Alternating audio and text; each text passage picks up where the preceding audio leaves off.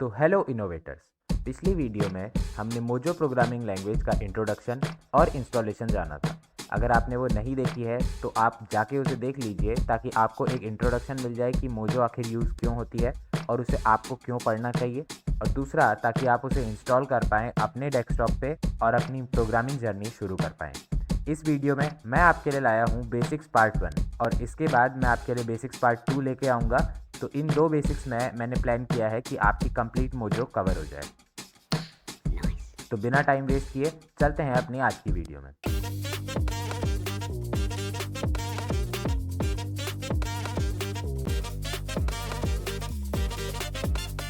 जैसा कि आपको अभी दिख रहा होगा अपनी स्क्रीन पे, मैं अभी अपनी वेबसाइट पे हूँ, डॉक्टर इनोवेटर। इसका लिंक आपको डिस्क्रिप्शन में मिल जाएगा। इसमें कई सारा कंटेंट मैं डेली डालते रहता हूँ, आप जाके इसे चेक कर लीजिए।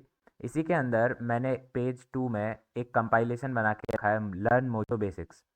तो इस वाले कंपाइलेशन को आपको खोल लेना है। अब देखिए यहाँ पे दो फाइल्स हैं, इंट्रोडक्शन और इंस्टॉलेशन। ये मैंने पिछली वीडियो में कवर कर ली थी, अगर आपने नहीं देखी है तो आप जाके देख लीजिए। इंस्टॉलेशन के लिए ही मैंने एक चीज़ पिछली वीडियो में मिस कर दी थी कि आपके पास एक ऑप्शन ऐसा भी है कि आप बिना उसे इंस्टॉल करे आप क्लाउड के थ्रू जुपिटर नोटबुक्स में मोजो यूज़ कर सकते हैं। तो मैं आपको वो चीज़ दिखाना चाहता हूँ कैसे कर सकते हैं आप। आपको बस मॉड्यूलर की वेबसाइट पे जाना है और वहाँ पे जाके आपको जुपिटर नोटबुक्स प्लेग्राउंड सर्च करना है। तो यहाँ पर हम उनकी वेबसाइट में चले जाते हैं।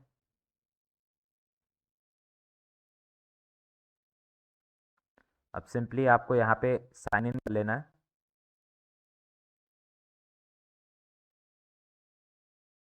अब यहाँ पे देखिए, यहाँ पे प्लेग्राउंड का ऑप्शन आ रहा है एक। ये इंस्टॉलेशन हमने पिछली वीडियो में कवर किया था, लेकिन जिनको इंस्टॉल नहीं करना है उनके लिए प्लेग्राउंड बना हुआ है। आपको प्लेग्राउंड पे क्लिक करना है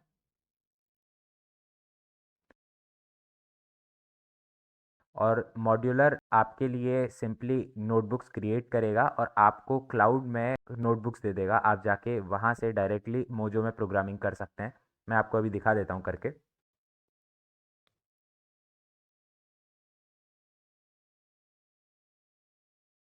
जैसे मैंने यहाँ पे कई सारी पहले से आपके उसमें फाइल्स बनी हुई आएंगी। यहाँ पे मैंने अनटाइटल्ड 1.ipynb ये जुपिटर नोटबुक बना के रखी है, ये चीज़। अब जैसे आप यहाँ पे कोड कर सकते हैं सिंपली। ये एक बेसिक सा मोजो का कोड है प्रिंट हेलो वर्ल्ड करने के लिए, और इसे आपको शिफ्ट एंटर से चला लेना है। जैसे आप चलाएंगे देखिए हेलो वर्ल्ड लिखा आ गया, मतलब मोजो अच्छे से कॉन्फ़िगर हो गई है। यहाँ साइड में कर्नल लिखा आ जाएगा कि कौन सा कर्नल आपको यूज़ करना है, तो वो मोजो सेलेक्टेड होना चाहिए, ध्यान रखिएगा इसका। तो ये शायद आपको समझ आ गया होगा, लेकिन मैं रिकमेंड करूँगा कि आप मोजो को अपने डेस्कटॉप पे इंस्टॉल कर लीजिए, क्योंकि कई सारे डेवलपमेंट फीचर्स आपको इंस्टॉलेशन के बाद ही मिलेंगे, यहाँ नोटबुक्स में नहीं मिलते हैं। तो इसी के साथ चलते हैं अपनी मोजो वाली फाइल में। इसे हम लीव कर लेते हैं, लीव पेज। अब देखिए यहाँ पे मैंने बेसिक्स फाइल बना रखी है एक, बेसिक्स 1। इस पर क्लिक कर लेना है।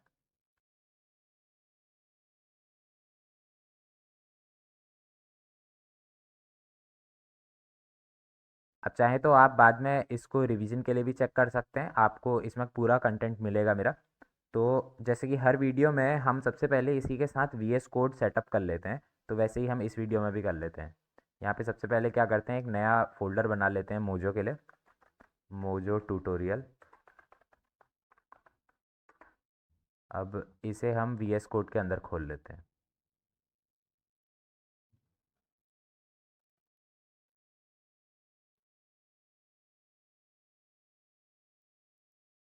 और इसे कट कर लेते हैं। ओके, तो वीएस कोड यहाँ पे खुल चुका है। अब यहाँ पे सबसे पहले हम नई फाइल बना लेते हैं, basics1.mojo। तो इसका एक्सटेंशन जो है वो डॉट मोजो लिखा जाता है, जैसे पाइथन के लिए पी वाई, सी के लिए सी। तो उस टाइप से हमने basics1.mojo बना लिया। अब देखिए यहाँ पे आप सिंपली कोड कर सकते हैं सब कुछ। जैसे कि मैं आपको एक बेसिक सा मोजो का प्रोग्राम लिख के दिखाता हूँ। आपको वैसे मैं बाद में सारी चीज़ें समझाऊंगा, लेकिन अभी मैं बस आपको टेस्टिंग के लिए एक सिंपल सा मोजो का प्रोग्राम लिख के दिखाता हूँ। fn main और यहाँ पे प्रिंट हेलो वर्ल्ड। ओके, इसे सेव करते हैं और रन कर लेते हैं।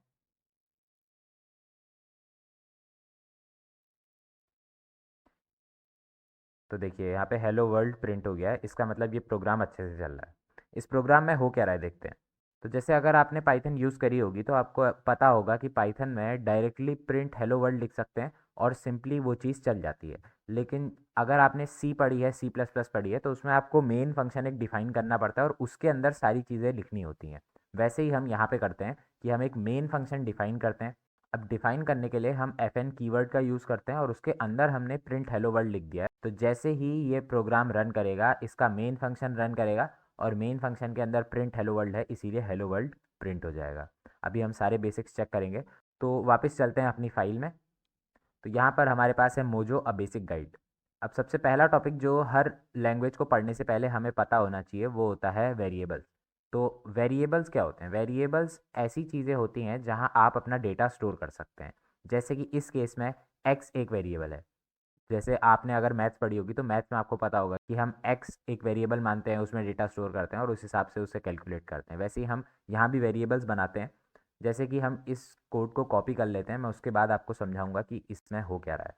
तो हम यहाँ पे पेस्ट करते हैं, सेव करते हैं और रन कर लेते हैं। तो देखिए ये चीज़ तो सिंपली 10 प्रिंट कर देगी, आपको दिख रहा है इसने 10 प्रिंट कर दिया है। तो देखते हैं इसमें आखिर हो क्या रहा है। हमने क्या किया, हमने एक एक्स नाम का वेरिएबल बनाया और उसके अंदर हमने डाल दी वैल्यू 10। अब वेरिएबल बनाने के लिए, वेरिएबल डिफाइन करने के लिए हमें लेट कीवर्ड का यूज़ करना होता है। तो हमने let x is equal to 10 से हमने एक वेरिएबल बनाया x और उसके अंदर 10 स्टोर कर लिया और उसके बाद हमने प्रिंट कमांड चलाया है प्रिंट x और वो चीज़ हमें 10 प्रिंट करके दे देगी। शायद ये आपको समझ आ रहा होगा।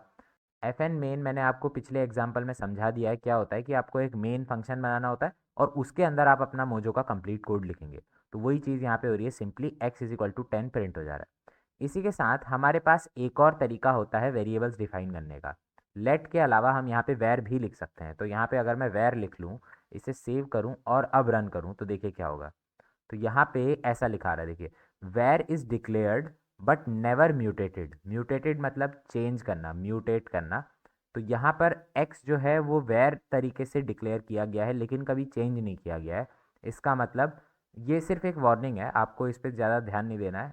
आंसर 10 आपका प्रिंट हो रहा है, लेकिन दिक्कत यह है कि वेर का मतलब ये होता है कि आप उसे इन फ्यूचर चेंज करेंगे। वेर मतलब वेरिएबल, लेट मतलब कांस्टेंट। तो अगर आपने उसे चेंज नहीं करना है तो आप उसे लेट से डिफाइन कीजिए, अगर आपने उसे चेंज करना है तो आप उसे वेर से डिफाइन कीजिए। वही चीज़ मैंने यहाँ पे लिखी है।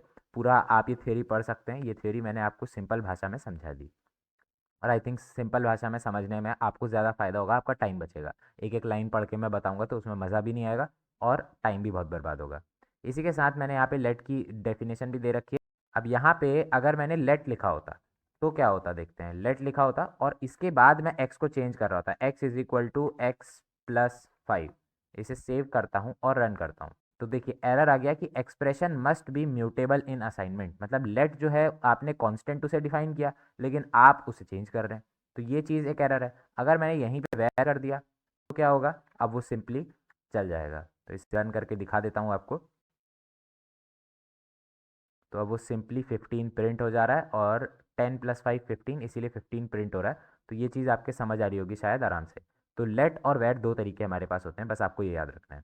इसके बाद हमारे पास होता है डेटा टाइप्स। तो डेटा टाइप्स क्या होते हैं कि जो भी डेटा आप स्टोर कर रहे हैं उसका कुछ ना कुछ टाइप होगा। जैसे कि आप नॉर्मली पढ़ते हैं, आपके पास अल्फ़ाबेट्स होते हैं, आपके पास डेसिमल नंबर्स होते हैं 0 से 9 तक, और आपके पास रोमन नंबर्स होते हैं। वो सारी चीज़ें आपका डेटा टाइप होता है। वैसे ही यहाँ पे हमारे पास प्रोग्रामिंग में डेटा टाइप्स होते हैं, जैसे कि हमारे पास इंटीजर्स होते हैं, फ्लोट्स होते हैं, स्ट्रिंग होते हैं, बूलियंस होते हैं। हम उन्हें चेक करेंगे। तो सबसे पहला डेटा टाइप हमारे पास होता है इंटीजर। इंटीजर क्या होता है, जो नॉर्मली आप डेसिमल पढ़ते हैं, जैसे 42 यहाँ पे लिखा है, वो एक इंटीजर होगा।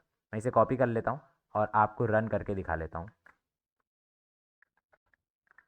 अब यहाँ पे मैंने रन किया तो सिंपली 42 प्रिंट हो जाएगा। शायद आपको समझ आ रहा होगा कि हमने नंबर इज इक्वल टू 42 एक वेरिएबल बनाया, लेट डेफिनेशन से बनाया और उसे प्रिंट कर लिया है सिंपली। इसी के साथ साथ जब हम डिफाइन करते हैं, हमारे पास एक और तरीका होता है। ये थोड़ा सा स्ट्रिक्ट होता है कि हम लोग जब हम वेरिएबल बनाते हैं उसी टाइम पे उसका डेटा टाइप भी डिफाइन कर सकते हैं। जैसे कि मैं यहाँ पे कॉपी कर लेता हूँ और इसे पेस्ट करता हूँ। सॉरी, मैंने कॉपी नहीं किया है। मैं इसे कॉपी कर लेता हूँ और इसे मैं पेस्ट करता हूँ, सेव करता हूँ और रन कर लेता हूँ। तो देखिए क्या होगा। अभी तो सिंपली 91 प्रिंट हो जाएगा, योर मार्क्स आर, और उसके बाद मार्क्स प्रिंट हो जाएंगे जिसके अंदर हमने 91 स्टोर किया है। अब अगर मैं यहाँ पे इंट की जगह अगर मैं फ्लोट लिख लेता, तो फ्लोट भी हमारे पास एक डेटा टाइप होता है। इसे मैं सेव करता और रन करता तो देखिए क्या होगा, 91.0 लिखा आ रहा है। क्यों? क्योंकि फ्लोट मतलब होता है कि आप उसके बाद पॉइंट भी लगाएंगे। फ्लोट जैसे मैथ्स में पढ़ते होंगे आप, तो हमारे पास पॉइंट होता है, पॉइंट के बाद हम नंबर लिखते हैं, तो वो सारी चीज़ें आप फ्लोट में लाएंगे।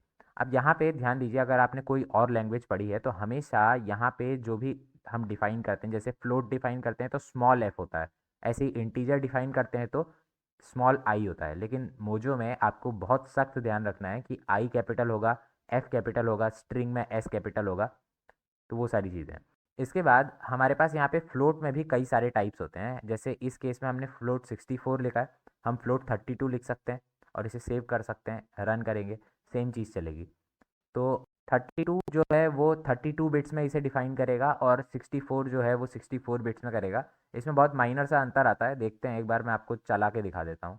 यहाँ पे ये वाला एग्जांपल जो है इसे चला के दिखाता हूँ। तो हम इसे चला लेते हैं। सबसे पहले तो हम यहाँ जाते हैं व्यू में और वर्ड रैप ऑन कर सकते हैं। तो मैं आपको ये फीचर भी बताता रहता हूँ हर वीडियो में साथ साथ।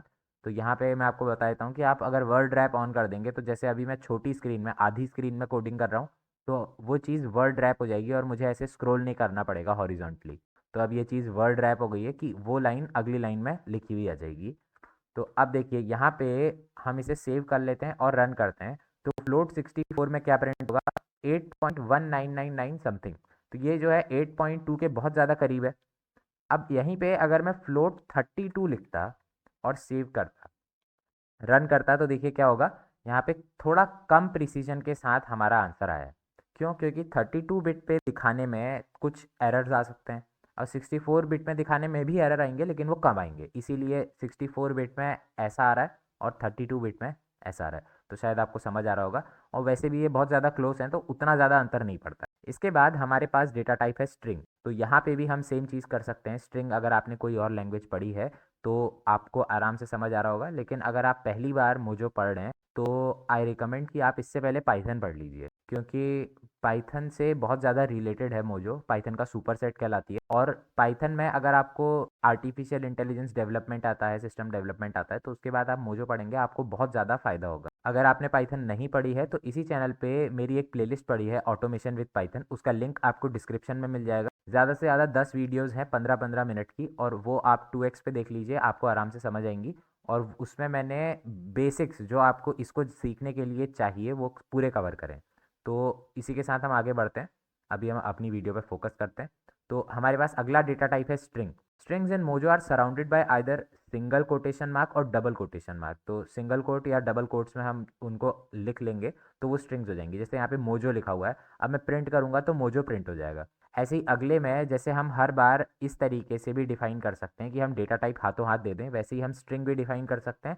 तो यहाँ पे एस कैपिटल होगा, बस इसका ध्यान दीजिए, और उसके बाद हम उस वेरिएबल के डेटा को लिख लेंगे तो वो उसके अंदर स्टोर हो जाएगा। इस केस में लैंग्वेज के अंदर मोजो स्टोर हो जाएगा। और ध्यान देने की बात यह है कि लैंग्वेज चेंज नहीं हो सकती है, वो लेट से बनी है। इसके बाद यहाँ पे हमने उसे प्रिंट कर लिया, तो इसे मैं आपको कॉपी करके एक बार रन करके दिखा देता हूँ। तो यहाँ पे पेस्ट करते हैं, सेव करते हैं और रन कर लेते हैं। तो देखिए क्या होगा, 2 बार मोजो इज़ ऑसम लिखा आ जाएगा। हाँ, यहाँ पे लिखा आ रहा है 2 बार मोजो इज़ ऑसम। तो कैसे लिखा आ रहा है देखते हैं। सबसे पहले हमने उसे स्ट्रिंग डिफाइन किया और वेरिएबल का नाम क्या है, लैंग्वेज। ओके, तो यहाँ पे उसके बाद हमने सबसे पहले एक प्रिंट फंक्शन चलाया, प्रिंट के अंदर क्या लिखा है, लैंग्वेज। तो यहाँ पे क्या लिखा आएगा, मोजो। उसके बाद हमने प्लस सिंबल लगाया है और उसके बाद हमने इज़ ऑसम लिखा है। तो इस केस में क्या है, क्योंकि ये स्ट्रिंग है इसीलिए हम यहाँ पे प्लस लगा सकते हैं। अगर मैं आपको एग्जाम्पल दूँ कि let x is equal to 10, अब ये क्या होगा, ये एक इंटीजर होगा। स्ट्रिक्टली डिफाइन ही कर लेते हैं अगर आपको अच्छे से समझ नहीं आ रहा है तो यहाँ पे हमने इंटीजर डिफाइन कर लिया, इसे इक्वल टू 10 कर लिया। अब अगर मैं ये चीज़ इंटीजर के लिए लिखना चाहूँ x, तो एरर आएगा, देखना क्या होता है। एरर आ गया। एरर क्या आ रहा है कि right side can not be converted from string literal to int, मतलब जो x है उसे इंटीजर से स्ट्रिंग लिटरल में आप कन्वर्ट नहीं कर सकते हैं। तो ये चीज़ दिक्कत दे रही है। क्यों? क्योंकि यहाँ पे जब स्ट्रिंग थी तब आप एडिशन कर सकते हैं, लेकिन यहाँ पे देखना, अगर मैं यहाँ पे x लिख दूँ और इसमें वापस लैंग्वेज कर लूँ, ठीक है, अब आप देखना अंतर क्या होता है। इसे सेव करके रन करूँ तो मोजो इज़ ऑसम, क्योंकि ये स्ट्रिंग थी तो लिखा आया, और x 10 इज़ ऑसम, तो वो चीज़ भी लिखी आएगी। तो जब आपको इंटीजर, फ्लोट या किसी भी और डेटा टाइप्स को प्रिंट करना हो तो आपको बीच में कॉमा लगाना है। और अगर आपको स्ट्रिंग प्रिंट करनी हो तो आप प्लस से काम चला सकते हैं। इसी को कनकैटिनेशन कहते हैं। ओके, ये बेसिक समझाने थे, इसीलिए मैंने ये एग्जांपल डाला था। तो आई होप आपको इसी एक एग्जांपल से दोनों चीज़ें क्लियर हो गई हों। इसके बाद हमारे पास आखिरी डेटा टाइप होता है बूलियन। तो बूलियन सिर्फ दो वैल्यूज़ दे सकता है, ट्रू या फॉल्स। यहाँ पे सॉरी, मेरी मिस्टेक है, यहाँ पे कैपिटल टी होता है और कैपिटल एफ होता है। मैं इसे चेंज कर लूँगा, आप बाद में पढ़ेंगे तो आपके लिए सही होगा। तो यहाँ पे कैपिटल टी और यहाँ पे कैपिटल एफ होता है, ध्यान दीजिएगा। अब जैसे कि इस केस में हमने लेट से एक वेरिएबल बनाया इज ट्रू और उसके अंदर क्या स्टोर कर दिया, ट्रू। यहाँ पे कैपिटल टी होगा, ध्यान देना। और हमने सीधे इज ट्रू प्रिंट कर लिया, तो यहाँ पे क्या प्रिंट हो जाएगा, ट्रू, कैपिटल टी। ओके, ऐसे ही हमने यहाँ पे क्या करा, इज फॉल्स हमने बूल बनाया। तो ये दूसरे टाइप का मैं आपको इनिशियलाइजेशन या डिक्लेरेशन दिखा रहा हूँ कि यहाँ पे आप हाथों हाथ उसका डेटा टाइप भी देंगे। ये थोड़ा सा स्ट्रिक्ट होता है, और क्योंकि पिछली वीडियो में मैंने आपको बताया था कि मोजो सिस्टम डेवलपमेंट के लिए है, तो इसे स्ट्रिक्ट होना ही चाहिए। ओके, ताकि हमसे कई बार छोटी छोटी मिस्टेक्स ना हो जो बाद में पता नहीं चलती हैं, वो रन टाइम पे ही पता चलती हैं। ठीक है, तो ये चीज़ हमारे लिए थोड़ा सा स्ट्रिक्टनेस देता है और थोड़ा बेटर भी है।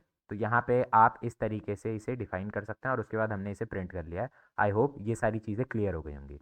इसके बाद हमारे पास अगला टॉपिक आता है ऑपरेटर। ऐसे ही हमारे पास कई सारे टॉपिक हैं, शायद इस वीडियो में 7 या 8 टॉपिक्स हैं, और वो आराम से कवर हो जाएंगे हमारे 2 घंटे में।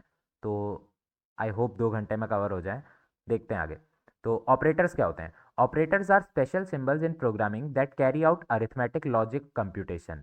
तो यहाँ पे हमें कंप्यूटेशन जब करना होता है, जैसे मैथमेटिक्स में आपके पास प्लस होता है, माइनस होता है, मल्टीप्लाई होता है, डिवीजन होता है, तो ये सारे ऑपरेटर्स होते हैं। ये किन्हीं दो वैल्यूज़ पे या किसी एक वैल्यू पे लगते हैं और उन पे कुछ चेंजेस करते हैं। वैसे यहाँ पे हमारे पास ऑपरेटर्स हैं। तो सबसे पहले टाइप के जो ऑपरेटर्स हमारे पास हैं वो है अरिथमेटिक ऑपरेटर्स। अरिथमेटिक ऑपरेटर्स क्या होते हैं? ये हमें मैथमेटिकल ऑपरेशन प्रोवाइड करते हैं, जैसे addition, subtraction, multiplication, division, modulo, power और फ्लोर डिवीजन। तो देखते हैं ये क्या है। हम इन्हें कॉपी कर लेते हैं और यहाँ पे पेस्ट करते हैं और सेव करते हैं, रन कर लेते हैं। तो देखिए क्या होगा, ये सारी चीज़ें प्रिंट हो जाएंगी। मैंने उन्हीं को उनके सामने लिख दिया है ताकि मैं आराम से आपको समझा पाऊँ। आप मैच कर सकते हैं, सेम चीज़ें हैं। इसके बाद यहाँ पे देखिए क्या हो रहा है। हमने सबसे पहले x को डिफाइन किया 10 और वो कांस्टेंट है। इसके बाद हमने y को डिफाइन किया 5 और वो भी कांस्टेंट है। उसके बाद हमने प्रिंट x प्लस वाई किया, तो क्या होगा, x और y की वैल्यूज़ उठ के आएंगी 10 और 5, और वो दोनों एडिशन हो जाएंगी। क्यों? क्योंकि उनके बीच में प्लस ऑपरेटर लग रहा है, और वो दोनों ऐड होके प्रिंट हो जाएंगी, तो 15 प्रिंट हो गया। सिमिलरली सब्ट्रैक्शन में 5 प्रिंट हो जाएगा, मल्टीप्लिकेशन में 50 प्रिंट हो जाएगा, और डिवीजन में 2.0 प्रिंट होगा। वैसे 2 प्रिंट होना चाहिए था क्योंकि दोनों इंटीजर है, लेकिन अगर मैं यहाँ पे वैल्यू चेंज कर लूँ, मान लीजिए मैं 12 कर लूँ, अब मैं इसे सेव करूँ और रन करूँ, तो देखिए क्या होगा, 2.399 प्रिंट हो रहा है। क्यों? वैसे 2.4 प्रिंट होना चाहिए, लेकिन ये 2.4 के बहुत ज़्यादा क्लोज है, और ये चीज़ फ्लोट 64 में ही रिप्रेजेंट की गई है। तो डिवीजन जो होता है हमें फ्लोटिंग पॉइंट नंबर देता है। इसके बाद हमारे पास मॉड्यूलो होता है। ये चीज़ मैथमेटिक्स में नहीं होती है। मॉड्यूलो मतलब होता है रिमाइंडर, कि कितना रिमाइंडर बच रहा है। जैसे पहले 10 था तो हमारे पास 0 रिमाइंडर बच रहा था, इस बार मैंने 12 रखा है तो हमारे पास 2 रिमाइंडर बच रहा है। तो x को y से डिवाइड करने पे कितना रिमाइंडर बच रहा है वो हमारा आउटपुट आ रहा है। उसके बाद पावर है, तो x to the power y यहाँ पे लिखा हुआ है। जैसे 10 और 5 था तो 10 टू द पावर 5 था, यहाँ पे 12 टू द पावर 5 है। अगला हमारे पास है फ्लोर डिवीजन। तो फ्लोर डिवीजन क्या करता है, जितना भी डिवाइड करके आया है उसे फ्लोर कर देता है।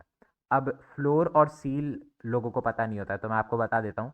फ्लोर और सीलिंग हमारे पास प्रोग्रामिंग में दो कंसेप्ट होते हैं। सीलिंग मतलब होता है एक ऊपर, एक ऊपर मतलब जैसे आपको एग्जांपल देता हूँ, जो घर की सीलिंग होती है वो आपके सर से ऊपर होती है। तो जैसे 2.5 की सीलिंग होगी वो कहाँ होगी, वो 3 पे होगी।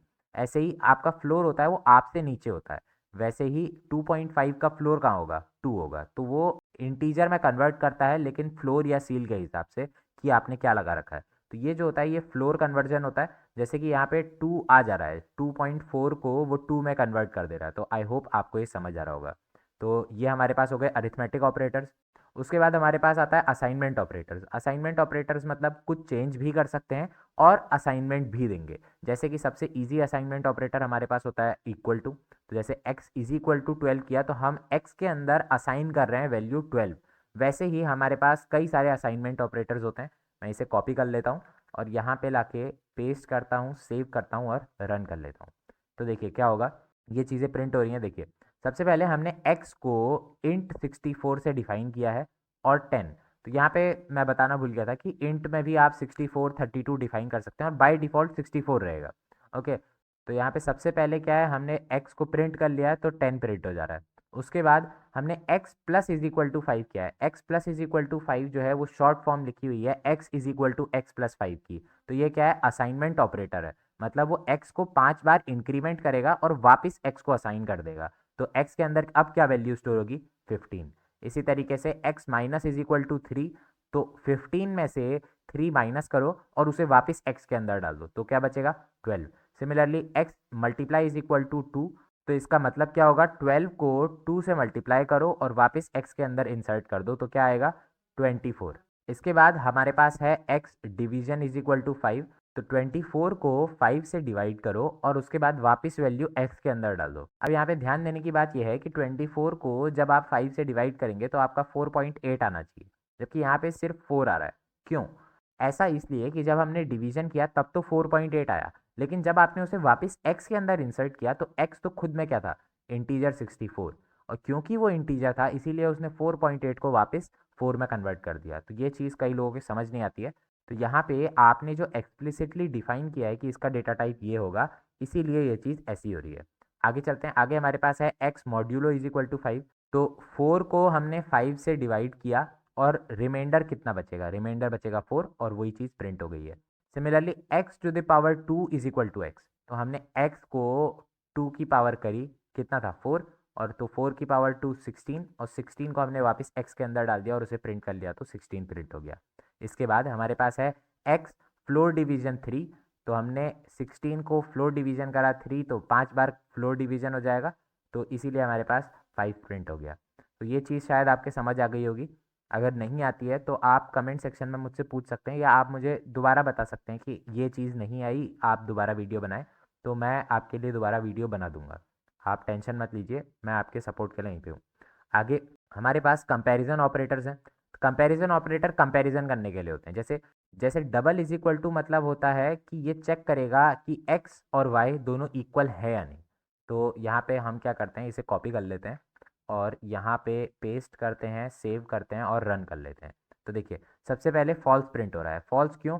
क्योंकि x जो है वो y के बराबर नहीं है, इसीलिए फॉल्स प्रिंट हो रहा है। अब अगर मैंने x को 20 रख लिया होता तो क्या होता, तो सबसे पहला वाला ट्रू प्रिंट होगा। क्यों? क्योंकि x is equal to y हो जाएगा।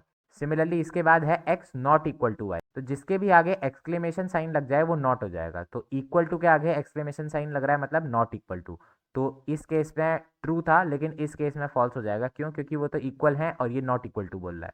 इसके बाद print x greater then y, तो अगर x y से बड़ा होगा तो ट्रू प्रिंट करेगा, अगर x y से छोटा होगा तो फॉल्स प्रिंट करेगा। उसके बाद x लेस देन y, तो x अगर y से छोटा होगा तो ट्रू प्रिंट करेगा, x y से छोटा नहीं होगा तो फॉल्स प्रिंट करेगा। उसके बाद x greater than equal to y, ये आपके समझ आ रहा होगा कि ग्रेटर देन में भी ट्रू प्रिंट करेगा और इक्वल टू में भी प्रिंट करेगा, इसीलिए यहाँ पे ट्रू प्रिंट हो रहा है। और x less than equal to y, तो इस केस में लेस देन में भी ट्रू प्रिंट करेगा और इक्वल टू में भी ट्रू प्रिंट करेगा। तो आई होप आपके ये सारे ऑपरेटर समझ आ गए हों। तो इसी के साथ हम अब आगे बढ़ते हैं। आगे हमारे पास अगला है आउटपुट। तो मोजो में आउटपुट कैसे देते हैं, हालांकि आपने अभी तक आउटपुट बहुत बार दे दिया है, आपके आराम से समझ आ रहा होगा कि प्रिंट करना ही आउटपुट है। तो बस उस चीज़ को एक बार देख लेते हैं। तो यहाँ पे क्या लिखा है, F N main let x is equal to string, तो यहाँ पे स्ट्रिंग बना रहे हैं हम और उसके अंदर डाल दे रहे हैं मोजो इज फन और उसे प्रिंट कर ले रहे हैं। तो क्या प्रिंट होगा, मोजो इज फन। सिंपली इसे चला के दिखाने का कोई फ़ायदा नहीं है, खाली टाइम वेस्ट होगा। उसके बाद एफ एन मेन हमने सी को डिफाइन किया इंट और उसके अंदर डाल दिया 10। यही एग्जांपल मैंने आपको पहले दिया था कि हमने एक सी डिफाइन किया और उसके बाद हमने उसे कॉमा से प्रिंट करा है। यहाँ पे एक खास चीज़ सीखने लायक ये है कि हम उसे एक्सप्लिसिटली स्ट्रिंग में कन्वर्ट कर सकते हैं। मैं आपको इस चीज़ को रन करके दिखाई देता हूँ। हमने इसे कॉपी किया, पेस्ट किया, सेव किया और रन कर लिया। तो देखिए यहाँ पे क्या होगा, हेलो वर्ल्ड 10 और हेलो वर्ल्ड 10 प्रिंट हो गया। तो पहला वाला तो क्लियर होगा क्योंकि मैंने पिछले एग्जाम्पल में समझाया था। हेलो वर्ल्ड भी प्रिंट होगा और उसके बाद सी प्रिंट हो जाएगा क्योंकि बीच में कॉमा लगा है। यहाँ पे प्लस लगा होता तो एरर आ जाता। क्यों? क्योंकि ये स्ट्रिंग नहीं है। तो उसके बाद हमने क्या किया, क्योंकि ये स्ट्रिंग नहीं है तो हम इसको स्ट्रिंग में कन्वर्ट कर सकते हैं। तो हमने इसको स्ट्रिंग में कन्वर्ट किया है। str हमारे पास फंक्शन होता है, उसके अंदर हमने सी को पैरामीटर पास कर दिया, तो यहाँ पे ये स्ट्रिंग में कन्वर्ट हो गया होगा। उसके बाद हम इसे ऐड कर सकते हैं, तो ये चीज़ आराम से प्रिंट हो जाएगी, वो यहाँ पे आपको दिख रहा है। तो आई होप ये भी आपके समझ आ गया हो। इसके बाद आगे चलते हैं, हमारे पास है इनपुट मेथड। तो मोजो में डायरेक्टली इनपुट लेना पॉसिबल नहीं है, मोजो ने अपना कोई फंक्शन नहीं बनाया है इनपुट का। जैसे कि पाइथन में डायरेक्टली इनपुट फंक्शन होता है, सी में स्कैनफ होता है, सी प्लस प्लस में सी इन होता है, वगैरह वगैरह। तो ये सारी चीज़ें, लेकिन मोजो ने अभी तक इनपुट फंक्शन बनाया नहीं है। तो यहाँ पे आप क्या कर सकते हैं, आप एक तरीके से इसे बाईपास कर सकते हैं, आप पाइथन को इम्पोर्ट कर सकते हैं मोजो में।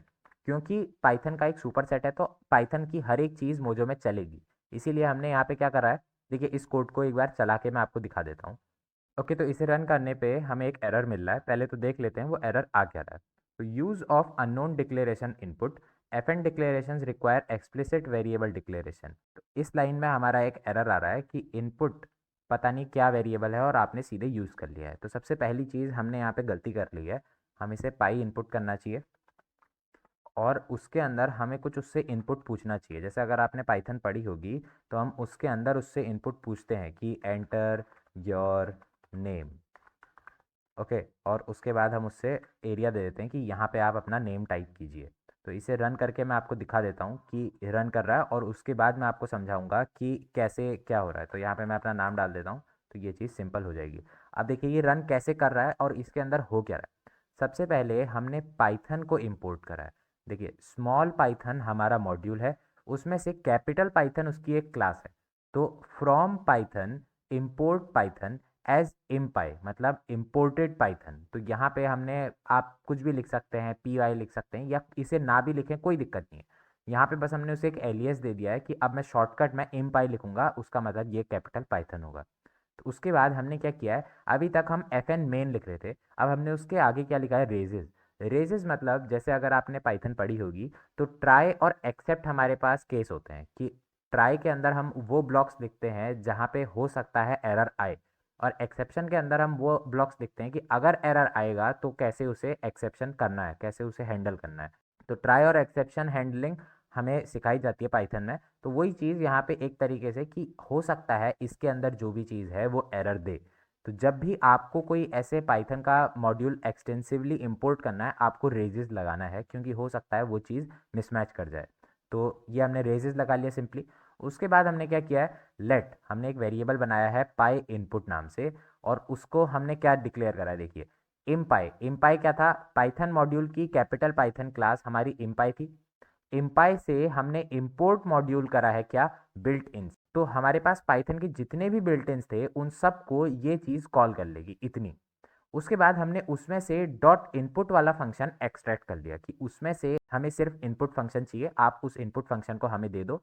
और जो ये इनपुट फंक्शन आया वो चीज़ हमने पाई इनपुट के अंदर स्टोर कर ली। अब जहाँ जहाँ मैं पाई इनपुट लिखूंगा वो चीज़ पाइथन के इनपुट फंक्शन की तरह काम करेगी। उसके बाद हमने क्या किया, लेट हमने किया टेक्स्ट इनपुट, हमने वेरिएबल बनाया कांस्टेंट, और उसे हमने स्ट्रिंग वेरिएबल दे दिया। तो हमने क्या किया, पाई इनपुट फंक्शन को कॉल किया है, ये पाइथन के इनपुट फंक्शन को कॉल कर रहा है। उसके अंदर हमने डेटा दिया है कि एंटर योर नेम आप लिखो, और उसके बाद जो भी डेटा आएगा वो यहाँ पे आएगा। तो यहाँ पे जो भी डेटा आएगा उसका क्या होगा, उसको स्ट्रिंग में कन्वर्ट कर दिया जाएगा, जैसे हम पिछले एग्जांपल में कर रहे थे, और वो स्ट्रिंग में कन्वर्ट होकर टेक्स्ट इनपुट के अंदर स्टोर हो जाएगा। अब अगर मैं टेक्स्ट इनपुट को प्रिंट करना चाहूँ, मैं यहाँ पे लिख दूँ प्रिंट, मान लीजिए हेलो, और उसके बाद यहाँ पे लिख दूँ प्लस, क्योंकि ये स्ट्रिंग है तो मैं प्लस लगा सकता हूँ, और उसके बाद मैं टेक्स्ट इनपुट लिख दूँ और इसे सेव कर लूँ। तो मैं अब रन करूँ तो देखिए ये मुझसे नाम पूछेगा। ये नाम कहाँ से पूछ रहा है, ये इस फंक्शन की मदद से नाम पूछ रहा है। और ये फंक्शन कहाँ से आ रहा है, ये बिल्ट इन से आ रहा है पाइथन के, और वो पाइथन हमने यहाँ पे इम्पोर्ट करी है। तो आई होप आपको ये समझ आ गया होगा। अब मैं यहाँ पे नाम अपना डालूंगा अभय, और वो चीज़ प्रिंट हो जाएगी हेलो अभय। हमें यहाँ पे स्पेस देना चाहिए था। अब मैं इसे सेव करूँगा तो अब ये चीज़ वैसे ही काम करेगी। तो यहाँ पे हमने एक छोटी सी गलती करी थी, मैं इसे भी चेंज कर दूँगा, आई एम सॉरी। इसके बाद हम आगे चलते हैं। आगे हमने एक और एग्जांपल दे रखा है यहाँ पे कि एक्सेप्टिंग यूज़र इनपुट, ये वही वाला एग्जांपल है जो मैं पहले दे रहा था, कि यहाँ पे क्या कर रखा है, हमने यूज़र से इनपुट लिया है। कैसे, हमने पाई इनपुट का यूज़ किया है जैसे कि हम यहाँ पे कर रहे थे। और पाई इनपुट कहाँ से आ रहा है, पाई इनपुट जो है वो इम पाई के बिल्टिन्स को कॉल कर रहा है। इम पाई क्या है, इम पाई पाइथन क्लास है पाइथन मॉड्यूल की, और इसमें से इनपुट फंक्शन को कॉल किया जा रहा है, वो पाई इनपुट के अंदर आ रहा है, जैसे कि ये एग्जांपल था सेम चीज़। और उसके बाद hello plus user input plus exclamation sign print हो जा रहा है। तो इसमें दोबारा चलाने की कोई ज़रूरत नहीं है, ये सेम चीज़ है। तो यहाँ पे आई थिंक आपको ये चीज़ क्लियर हो गई होगी कि आपको इनपुट कैसे लेना है, आपको पाइथन को कॉल कैसे करना है और क्यों कॉल करते समय रेजेस लगाना है। तो ये सारी चीज़ें क्लियर हो गई है। हम अब आगे बढ़ते हैं। आगे क्या है हमारे पास, कंडीशनल स्टेटमेंट्स। अब कंडीशनल स्टेटमेंट्स क्या होते हैं? कंडीशनल स्टेटमेंट्स वो स्टेटमेंट्स होते हैं जो प्रोग्राम के डेटा फ्लो को कंट्रोल करते हैं कि प्रोग्राम आगे कहाँ जाएगा और कैसे जाएगा। तो देखते हैं क्या होता है। जैसे कि हमारे पास सबसे सिंपल कंडीशनल स्टेटमेंट्स होते हैं इफ एल्स। तो वैसे तो यहाँ पे लिखा है we have two types of conditional statements. तो यहाँ पे हमारे पहले कंडीशनल स्टेटमेंट्स होते हैं इफ एल्स स्टेटमेंट्स। तो इफ एल्स स्टेटमेंट्स क्या होते हैं? जैसे कि यहाँ पे एक एग्जांपल दे रखा है चेक एज। तो हम इस एग्जांपल को ही चला के देख लेते हैं और उसके बाद मैं आपको समझाऊंगा कि यहाँ पे हो क्या रहा है। तो इसे पेस्ट कर लेते हैं, सेव करते हैं और रन कर लेते हैं। ओके, तो ये रन हो गया है, यू आर एडल्ट प्रिंट हो गया है। तो यहाँ पे देखिए क्या हो रहा है, हमने एक फंक्शन बनाया है चेक एज। अब फंक्शंस मैं आपको आगे बताऊंगा कैसे बनाते हैं, लेकिन एक बेसिक आउटलाइन देख लीजिए आप कि क्या हो रहा है यहाँ पे। तो यहाँ पे हमने एक फंक्शन बनाया है चेक एज, जिसके अंदर हम एक पैरामीटर ले रहे हैं एज, जिसका टाइप क्या होगा, इंट। और ये डिक्लेयर करता है कि आउटपुट क्या होगा। तो इस फंक्शन का आउटपुट किस टाइप का होगा, स्ट्रिंग टाइप का। ठीक है, ये आपके समझ आ गया होगा। अब यहाँ पे हमने एक इफ़ कंडीशन लगाई है। तो ये तो एकदम इंग्लिश जैसा है कि अगर ये होगा तो आपको ये करना है, और अगर ये नहीं होगा तो आपको ये करना है, सेम चीज़। तो एज अगर 18 से बड़ी होगी तो आपको रिटर्न क्या करना है, एडल्ट। अब एडल्ट क्या है, स्ट्रिंग, इसीलिए मैंने यहाँ पे स्ट्रिंग डाल रखा है। और उसके बाद एज अगर 18 से बड़ी नहीं होगी तो एल्स वाला चलेगा, तो आपको क्या रिटर्न करना है, माइनर। उसके बाद हम इस फंक्शन को कॉल करेंगे मेन फंक्शन में, क्योंकि कहानी तो हमारी मेन फंक्शन से ही शुरू होती है। तो हमने मेन फंक्शन के अंदर एक वेरिएबल बनाया है एज, और उसके बाद हमने प्रिंट करा है क्या, यू आर अ, और उसके बाद हमने फंक्शन को कॉल किया चेक एज, और उसके अंदर ये एज पास कर दी है। तो क्या होगा, 24 इसके अंदर पास होगा, यहाँ पे 24 आएगा, 24 इसके अंदर चेक होगा, तो 24 जो है वो 18 से बड़ा है, इसीलिए जो एडल्ट होगा ये स्ट्रिंग टाइप का है, ये रिटर्न हो जाएगा और यहाँ पे एडल्ट आ जाएगा।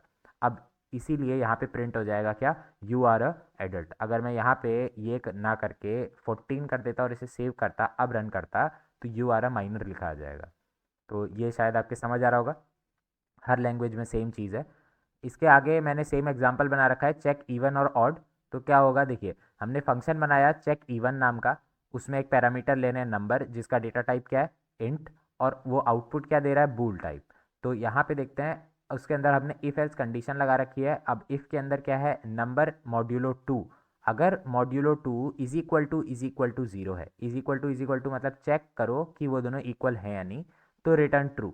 तो अगर नंबर 2 से डिवाइड हो सकता है तो वो इवन होगा, इसीलिए ये फंक्शन ट्रू रिटर्न कर देगा। और उसके बाद अगर वो नहीं हो सकता है तो ये फॉल्स रिटर्न कर देगा। तो हम क्या करेंगे, हम इस फंक्शन को मेन फंक्शन में कॉल करेंगे। हमने नम एक डिफाइन करा लेट डिक्लेरेशन से, इज इक्वल टू 7 कर दिया, और उसके बाद हमने प्रिंट करा है द नंबर इज इवन। उसके आगे हमने चेक इवन नम कॉल करा है। तो जैसे ही चेक इवन जो है नम कॉल होगा, ये 7 वैल्यू जो है ये चेक इवन के अंदर जाएगी, 7 यहाँ आएगी, 7 यहाँ पे चेक होगी, तो 7 मॉड्यूलो 2 जो होगा वो 1 बच जाएगा। क्यों? क्योंकि 7 को 2 से डिवाइड करेंगे तो रिमाइंडर कितना बचता है, 1, और वो 0 के इक्वल नहीं है, इसीलिए ये चीज़ नहीं चलेगी, ये चीज़ चलेगी। तो यहाँ से हमें फॉल्स रिटर्न हो जाएगा, तो यहाँ पे लिखा आ जाएगा फॉल्स। तो द नंबर इज़ इवन, तो ये चीज़ लिखा आ जाएगा फॉल्स। और उसके बाद द नंबर इज़ ऑड, तो उसके आगे हमने लगा दिया है नॉट, तो नॉट चेक इवन। तो अगर वो नंबर इवन नहीं है तो वो क्या होगा, ऑड। तो इसीलिए हमने यहाँ पे नॉट लगा दिया, और यहाँ पे ये प्रिंट हो जाएगा the number is odd, true. और उसके बाद आप यहाँ पे नंबर को चेंज करके इसके साथ खेल सकते हैं, आप चेक कर सकते हैं इस सब को। हम इस पर टाइम वेस्ट नहीं करेंगे क्योंकि ये ईजी चीज़ें हैं। आगे बढ़ते हैं, लूप स्टेटमेंट्स। अब लूप स्टेटमेंट्स में क्या होगा, तो हमारे पास जैसे मान लीजिए आपको एक ही काम 100 बार करना है। मुझे तो कभी नहीं मिला है, लेकिन कई बार बच्चों को मिलता था कि ये चीज़ 5 बार लिख के आओ, ये चीज़ 10 बार लिख के आओ। तो अगर आपको वो चीज़ कंप्यूटर में देनी होती, आपको टाइप करनी होती, आपको किसी को मैसेज करना होता 100 बार सेम चीज़, तो आप क्या कर सकते हैं, लूप चला सकते हैं 100 बार, और उसके बाद वो चीज़ कॉपी करके आप उसको भेज सकते हैं। तो यहाँ पे हम क्या करेंगे, लूप पढ़ेंगे। तो लूप हमारे होते हैं दो टाइप के, फॉर लूप और वाइल लूप। तो फॉर लूप क्या होता है उसका आप सिंटेक्स देख लीजिए। तो यहाँ पे देखिए हमने एक फंक्शन बनाया है राइट इवन नाम का फंक्शन बनाया है, जो कि नम पैरामीटर लेता है, जिसका डेटा टाइप क्या है, इंट, और वो आउटपुट किस डेटा टाइप का देता है, नन। ये जो है रिटर्न वैल्यू इसकी नन है। उसके बाद हमने उसके अंदर एक फॉर लूप चलाया है। अब फॉर लूप का आप सिंटैक्स देखिए, for i in range 2 comma num comma 2। इसे मैं कॉपी करके एक बार आपको चला के दिखा लेता हूँ। यहाँ पे हम पेस्ट करते हैं, सेव करते हैं और रन कर लेते हैं। तो देखिए ये चीज़ पूरी प्रिंट हो जाएगी। मैं इसे बड़ा करके आपको दिखा देता हूँ इनफैक्ट। तो 2 4 6 8 10 12 ये सारी चीज़ें प्रिंट हो जा रही हैं। हो कैसे रही हैं प्रिंट? तो यहाँ पे जो हम तीन चीज़ें दे रहे हैं ये इन्हीं की वजह से प्रिंट हो रही है। तो हमने सबसे पहली चीज़ दी है टू, मतलब कहाँ से स्टार्ट होना है, तो टू से वो स्टार्ट होगा। उसके बाद हमने दे रखा है नम, कहाँ पे एंड होना है। अब इस केस में 30 हम इस फंक्शन को पास कर रहे हैं, तो नम की वैल्यू कितनी हो जाएगी? 30। तो 30 पे एंड होना है। अब स्पेशल चीज़ देखिए कि जो भी चीज़ हम फॉर लूप को पास करते हैं एंड में, वो एक्सक्लूसिव होती है, मतलब 30 को इंक्लूड नहीं करना है। तो यहाँ पे उसके बाद हमने क्या दे रखा है? टू। तो टू टू के गैप में प्रिंट करना है। अब मैं आपको इनसे थोड़ा चेंजेस करके दिखा देता हूँ ताकि आपका फॉर लूप क्लियर हो जाए। तो अब अगर मैं यहाँ पे नम को 31 पास कर दूँ तो देखना क्या होगा। इसे सेव कर दूँ और चलाऊँ तो देखिए 30 भी प्रिंट होगा। क्यों? क्योंकि इस बार 31 तक चलना है। तो 30 इंक्लूसिव होगा और 31 एक्सक्लूसिव होगा, इसीलिए 30 प्रिंट होगा। और यहाँ पे अगर मैं 32 डाल दूँ तब भी 30 तक ही प्रिंट होगा। क्यों? क्योंकि 32 जो होगा वो एक्सक्लूसिव होगा। अब यहाँ पे अगर मैं 3 डाल दूँ तो देखना क्या होगा। अब देखना 3 3 के गैप में प्रिंट होंगे, 2 5 8 11 14। ये चीज़ आप देख सकते हैं। और अगर मैं यहाँ कुछ भी ना डालूँ, अब इसे सेव करके रन करूँ तो देखना क्या होगा। वो एक एक के गैप में प्रिंट हो जाएंगे 2 से लेके 31 तक। आई होप आपको ये समझ आ गया होगा। उसके बाद हमारे पास है वाइल लूप। तो हम पहले इस टर्मिनल को छोटा कर लेते हैं। तो वाइल लूप क्या है? वाइल लूप से भी आप सेम चीज़ कर सकते हैं, लेकिन मैं आपको दिखा लेता हूँ। तो यहाँ पे राइट इवन मान लीजिए फंक्शन बनाया है, जैसे ऊपर हमने राइट इवन बनाया था, सेम चीज़। अब उसका पैरामीटर है नम। अब यहाँ पे हमने एक वेरिएबल बनाया है आई इज इक्वल टू टू। अब वाइल लूप में क्या होता है, आपको ये वेरिएबल पहले से डिफाइन करना पड़ेगा और ये वेरिएबल भी पहले से डिफाइन करना पड़ेगा। उसके बाद आप इस चीज़ को लूप के अंदर ही डिक्लेयर करेंगे। आप देखते हैं जैसे यहाँ पे var i is equal to two हमने डिफाइन करा है। मैं इसे कॉपी करके आपको एक बार रन करके दिखा लेता हूँ ताकि मैं इसको चेंजेस करके दिखाऊं और आपको समझ आ जाए कि क्या क्या चेंज करने में क्या क्या चेंज होता है। जैसे कि इस केस में हमने यहाँ पे, हाँ, i is equal to i plus one, ठीक है। तो ये देखिए अभी क्या हो रहा है, 2 से 29 तक प्रिंट हो रहा है। दोबारा हमने 30 लिया है यहाँ पे और 29 तक प्रिंट हो रहा है। क्यों? क्योंकि 30 हमने इस फंक्शन को पास किया। 30 की वैल्यू कहाँ गई? नम में। आप फ्लो देखिए कैसे आपको सोचना है अगर लूप चल रहा है तो देखिए 30 आपने इसको पास किया है, तो 30 की वैल्यू कहाँ गई? नम में। अब नम कहाँ पे चेक हो रहा है? तो नम यहाँ पे चेक हो रहा है, तो यहाँ पे आ जाएगा क्या? 30। उसके बाद आई की वैल्यू क्या है? 2। तो 2 30 से छोटा है, अगर हाँ तो वाइल लूप चलेगा। तो 2 30 से छोटा है तो वाइल लूप चलेगा और 2 प्रिंट हो जाएगा। उसके बाद उसकी वैल्यू एक बढ़ जाएगी, तो एक बढ़ गई तो 2 की वैल्यू हो गई 3। उसके बाद 3 चेक होगा, 3 भी प्रिंट हो जाएगा। 4 चेक होगा, 4 भी प्रिंट हो जाएगा। ऐसे ही चलता रहेगा 29 तक। 29 चेक होगा और 29 प्रिंट होगा। उसके बाद वो एक बढ़ जाएगा 30। अब 30 चेक होगा लेकिन 30 इज़ नॉट लेस देन 30, तो ये चीज़ अब नहीं चलेगी। तो वाइल लूप तब तक चलता है जब तक उसकी कंडीशन ट्रू है। अब अगर मैं यहाँ पे इक्वल टू लगा दूँ तो देखना क्या होगा। अब मैं इसे सेव करूँ और रन करूँ तो 30 भी प्रिंट होगा। क्यों? क्योंकि 30 वाले केस में क्या होगा, 30 is less than equal to 30, ये चीज़ ट्रू होगी, इसीलिए 30 भी प्रिंट हो जाएगा। उसके बाद उसकी वैल्यू 31 हो जाएगी, आई की वैल्यू, और 31 चेक होगा तो वो फॉल्स हो जाएगा। आई होप ये आपको समझ आ गया होगा। अब क्योंकि हमारा ये फंक्शन राइट इवन था, हम इसे 2 कर लेते हैं, सेव करते हैं और रन कर लेते हैं। तो अब ये 2 से लेके 30 तक दो दो के गैप में प्रिंट कर देगा, जैसा कि हमारा ये फंक्शन कर रहा था। ऑलराइट, ये आई होप समझ आ गया होगा आपके। अगली चीज़ हमारे पास है कमेंट्स। ये बहुत तुच्छी सी चीज़ समझते हैं लोग, लेकिन मेरे ख्याल से कमेंट्स बहुत ज़्यादा इंपॉर्टेंट होते हैं। आपको कभी भी किसी कंपनी के लिए काम करना है, अब ऐसा तो नहीं है कि आप ज़िंदगी भर उस कंपनी के लिए काम करेंगे, आप उस कंपनी को कभी ना कभी छोड़ के जाएंगे। लेकिन अगर आपने वहाँ कोई सॉफ्टवेयर बनाया है, कल के दिन कोई और उस सॉफ्टवेयर को मेंटेन करने आया, मान लीजिए 5 साल बाद आप ही उस सॉफ्टवेयर को चेंज कर रहे हैं, तो आपको याद ही नहीं होगा कि मैंने ये फंक्शन क्या सोच के बनाया था, मैंने ये लाइन क्या सोच के बनाई थी। और हो सकता है आपको पता हो क्या सोच के बनाया था, लेकिन उसमें इतना कॉम्प्लेक्स कैलकुलेशन है कि आपको याद ही ना हो कि उस कॉम्प्लेक्स कैलकुलेशन को कैसे सोचा था। तो ये चीज़ आप कमेंट्स में उसके हाथों हाथ लिख सकते हैं। जैसे आपको हैशटैग लगाना है और वो चीज़ कॉपी कर लेनी है। अब जो कमेंट्स होते हैं उसे हमारी लैंग्वेजेस के कंपाइलर्स और इंटरप्रेटर्स इग्नोर करते हैं। जैसे इस केस में ये this is a single line comment, ये चीज़ को इंटरप्रेटर देख ही नहीं रहा है। अब यहाँ पे मैं अगर इसको हटा लूँ, अब सेव करूँ और रन करूँ तो देखिए दिस, अब वो एरर आ रहा है। क्यों? क्योंकि उसने सोचा कि मुझसे कहा गया है, और मुझसे क्या कहा गया है उसे समझ ही नहीं आ रहा है। तो अगर हम इसके आगे बस एक हैशटैग लगा दें तो वो कमेंट बन जाएगा और अब वो चीज़ उसे पढ़ेगी नहीं और क्योंकि इसे नहीं पढ़ेगी तो कोई एरर नहीं आएगा और इन फ्यूचर हमें कोई दिक्कत भी नहीं होगी उस चीज़ को समझने के लिए। तो कमेंट्स हमारे पास दो टाइप के होते हैं। तो एक तो हैशटैग से आप सिंगल लाइन कमेंट लिख सकते हैं, दूसरा आप ट्रिपल कोट्स में मल्टी लाइन कमेंट लिख सकते हैं। जैसे कि ये मल्टी लाइन कमेंट है तो आप इस तरीके से भी कमेंट्स लिख सकते हैं और इसका यूज़ कर सकते हैं।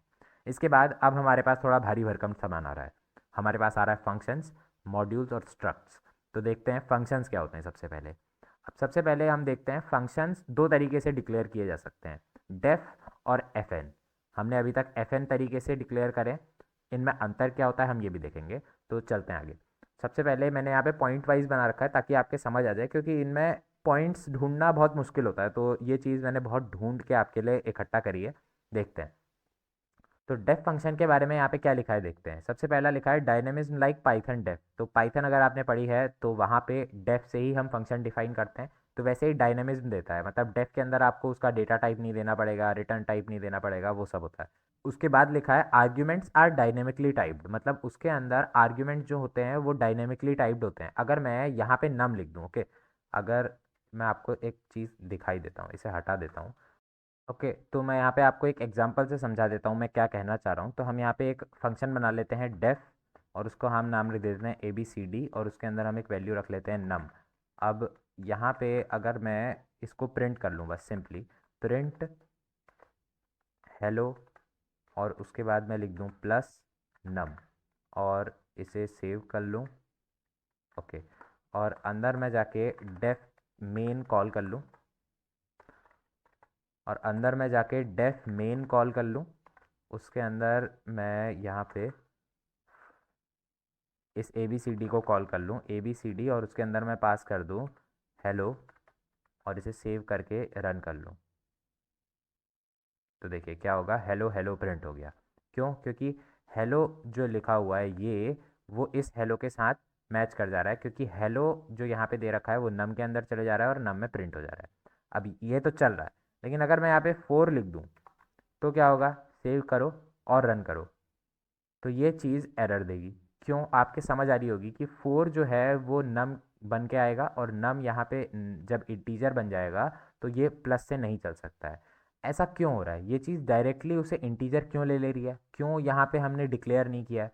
ये चीज़ डेफ को डायनेमिकली टाइप बनाता है, कि डायनेमिकली आर्ग्यूमेंट्स उसमें बन जाएंगे, कि जो भी आप डेटा टाइप भेजेंगे वो डेटा टाइप बन जाएगा। इस केस में हमने इंट भेजा तो इंट बन गया, और पिछले केस में हमने स्ट्रिंग, और पिछले केस में हमने स्ट्रिंग भेजा था तो वो स्ट्रिंग बन गया था।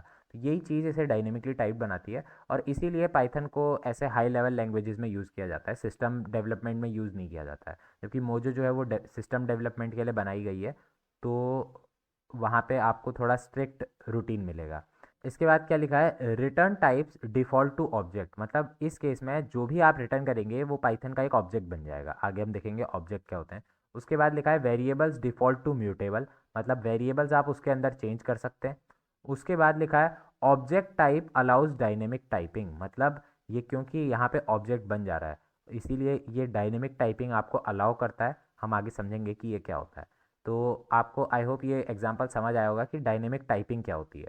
इसके बाद यहाँ पे देखते हैं एक एग्जांपल दे रखा है सिंपल सा, कि डेफ से आप कैसे डिफाइन कर सकते हैं। हमने एक फंक्शन बनाया है ग्रीट, उसके अंदर हमने आर्ग्यूमेंट दिया है नेम। अब यहाँ पे ध्यान देना, हम चाहें तो यहाँ पे डिफाइन कर सकते हैं कि ये नेम किस डेटा टाइप का होगा, और चाहें तो ना करें। वही चीज़ यहाँ पे कर रखी है। जैसे इस केस में हमने ग्रीट नेम लिखा है और स्ट्रिंग टाइप से दे रखा है, और उसके बाद आउटपुट भी हम स्ट्रिंग दे रहे हैं, ये हम बता रहे हैं कि रिटर्न ग्रीटिंग। यहाँ पे इंडेंटेशन, यहाँ पे ध्यान देना कि यहाँ पे 4 स्पेसेस का इंडेंटेशन होना चाहिए, यहाँ पे मैंने नहीं दिया है, मैं इसे भी ठीक कर लूँगा। ओके, इसके बाद हमारे पास दूसरी डिक्लेरेशन आती है एफ एन, जो कि मोजो में एक्सप्लिसिटली बनाई गई है। तो एफ एन में क्या होता है देखना, स्ट्रिक्ट टाइप चेकिंग। इसमें स्ट्रिक्ट होता है कि आप अगर इंट के लिए बना रहे हैं तो इंट के लिए ही बनेगा, स्ट्रिंग के लिए बना रहे हैं तो स्ट्रिंग के लिए ही बनेगा। उसके बाद लिखा है इम्यूटेबल रेफरेंसेस बाय डिफ़ॉल्ट। इस केस में जब भी आप उसको कोई आर्ग्यूमेंट देंगे वो इम्यूटेबल बनेगा। Variable must be declared as mutable और इम्यूटेबल, मतलब जो आप उसके अंदर वेरिएबल बनाएंगे फंक्शन के अंदर वो सारे आपको डिफाइन करने पड़ेंगे कि आप लेट से कर रहे हैं या वेयर से कर रहे हैं।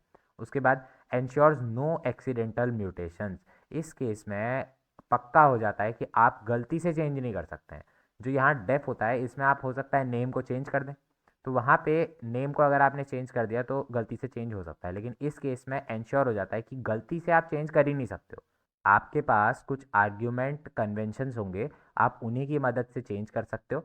इसके बाद क्या है, performance improvement with fix type eight compile time, मतलब क्योंकि आप सिर्फ कुछ फिक्स टाइप के लिए बना रहे हैं, जैसे स्ट्रिंग के लिए बना रहे हैं तो स्ट्रिंग के लिए ही बना रहे हैं, आपको ये डायनेमिकली नहीं देखना है कि वो स्ट्रिंग है इंट है क्या मुझे पास हो रहा है, आपको वैसे देखना है स्ट्रिंग है तो मैं चलूँगा, नहीं है तो नहीं चलेगा। तो ये चीज़ एफ एन ही आपको प्रोवाइड करता है, इसीलिए ये कंपाइल टाइम में थोड़ा सा परफॉर्मेंस इंप्रूव कर देता है, क्योंकि आपको चेक नहीं करना है। तो इसके बाद इसका हम सिंटैक्स देख लेते हैं। सिंटैक्स सिंपल सा है, जैसे कि हम अभी तक करते हुए आ रहे हैं कि हमने सबसे पहले एफ एन लिखा है, मतलब डिक्लेयर कर रहे हैं हम फंक्शन। उसके बाद हमने फंक्शन का नाम लिखा है, ब्रैकेट्स के अंदर हमने उसका पैरामीटर दिया है, जो भी पैरामीटर है, एक भी हो सकता है कई सारे हो सकते हैं, इस केस में एक है नेम। उसके बाद हमने उस पैरामीटर का डेटा टाइप दिया है और हमने रिटर्न डेटा टाइप दिया है। उसके बाद हमने उस फंक्शन के अंदर की चीज़ें लिखी हैं और फाइनली एक वैल्यू रिटर्न कर दी है। सेम चीज़ यहाँ पे भी है, मैं इसे आपको चला के दिखा देता हूँ, कॉपी करता हूँ और यहाँ पे पेस्ट करता हूँ। इस चीज़ में मैं आपको बता रहा था कि यहाँ पे टैब होना चाहिए, इसे सेव कर लेते हैं। उसके बाद हम इसे मेन फंक्शन में कॉल कर लेते हैं एक बार, एफ एन मेन, और यहाँ पे कॉल कर लेते हैं प्रिंट।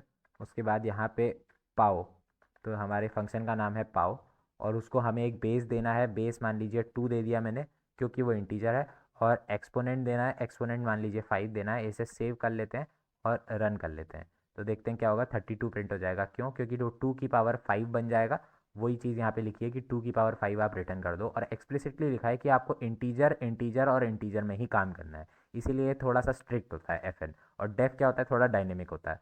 तो उसके बाद अब आपको एफ एन और डेफ समझ आ गया है कि कैसे डिफाइन होते हैं। अब यहाँ पे देखते हैं ऑप्शनल आर्ग्यूमेंट्स क्या होते हैं। ऑप्शनल आर्ग्यूमेंट मतलब अगर आप चाहें तो किसी आर्ग्यूमेंट को ऑप्शनली डिफ़ॉल्ट कर सकते हैं, जैसे कि इस केस में था, हमने एक्सपोनेंट को डिफ़ॉल्ट 2 कर दिया। अब अगर मैं यहाँ पे 5 ना भी डालूँ तो कोई दिक्कत नहीं होगी। क्यों? क्योंकि मैं इसे सेव करके रन करूँगा तो ये 4 प्रिंट हो जाएगा। क्यों? क्योंकि एक्सपोनेंट के अंदर बाय डिफ़ॉल्ट 2 आ जाएगा अगर यूज़र ने यहाँ पे कुछ नहीं दिया है तो ये आपको समझ आ रहा होगा कि यही चीज़ ऑप्शनल आर्ग्यूमेंट कहलाती है। जैसे कि यहाँ पे क्या हो रहा है, ये तो सेम एग्जांपल दे रखा है मैंने, तो ये एग्जांपल आपको आई होप समझ आ रहा होगा कि हमने बाय डिफ़ॉल्ट उसको एक वैल्यू दे दी कि अगर यूज़र ने कुछ नहीं दिया है, यहाँ पे अगर मैं 10 दूंगा तो 10 तो आएगा ही आएगा, लेकिन अगर मैंने कुछ नहीं दिया तो क्या आएगा, 2 आ जाएगा। ये बाय डिफ़ॉल्ट होता है। तो आई होप आपको ये एग्जाम्पल समझ आ रहा होगा। हम आगे चलते हैं। आगे हमारे पास है कीवर्ड आर्ग्यूमेंट्स। कीवर्ड आर्ग्यूमेंट्स में क्या लिखा है देखते हैं, specify values using argument names. उसके बाद partial support for keyword argument in mojo. तो यहाँ पे देखते हैं, हमने जब फंक्शन को डिफाइन करा है उसी समय हमने क्या कर रखा है, z इज इक्वल टू पाव। हमने ऊपर जो ये पाव डिफाइन कर रखा है ना, इसी को यहाँ पे कॉल कर रहे हैं।